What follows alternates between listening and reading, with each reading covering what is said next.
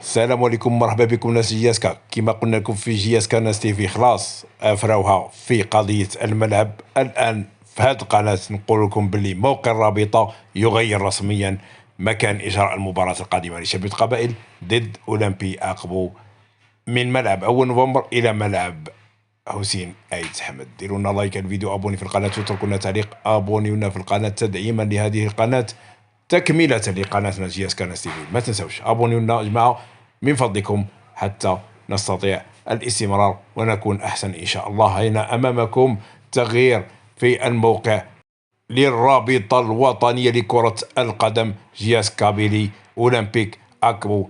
إن شاء الله يا رب العالمين يوم الجمعة فاندريدي، ها هنا 27 سبتمبر على الساعة 6 بتيزي وزو حسين آيت حمد. كل شيء خلاص ضبط الحمد لله رب العالمين.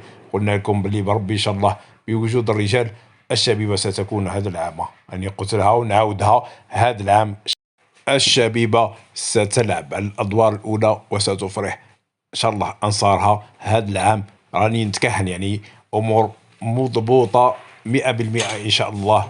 وربما الكثير منكم ما عجبوش الريكريتمون تاع شبيبة القبائل، ولكنه راهو من أحسن الميركاتو تقريبا منذ 5 أو 6 سنوات. شبيبة راهي ربما مكلاسي صح. الفرق العاصمية كانت ربما ماليا أحسن، ولكن صدقوني باللي تشكيل شبيبة القبائل تقريبا مع بوعالية، مع تألق بوعالية، ستكون شبيبة بخير. ورياض بودبوز الفنان إن شاء الله يا رب العالمين سيصل إلى تيزي وزو ويكون في التدريبات إن شاء الله. بعدها سيكون حديث والكل سيهاب شبيبة القبائل. لايك الفيديو، ابوني في القناة، واتركوا لنا تعليق. ما تنسوش تدعيما لهذه القناة، بارطاجي، ابوني، وان شاء الله اللي فيه الخير يجيب ربي. في جياسكا، سلام.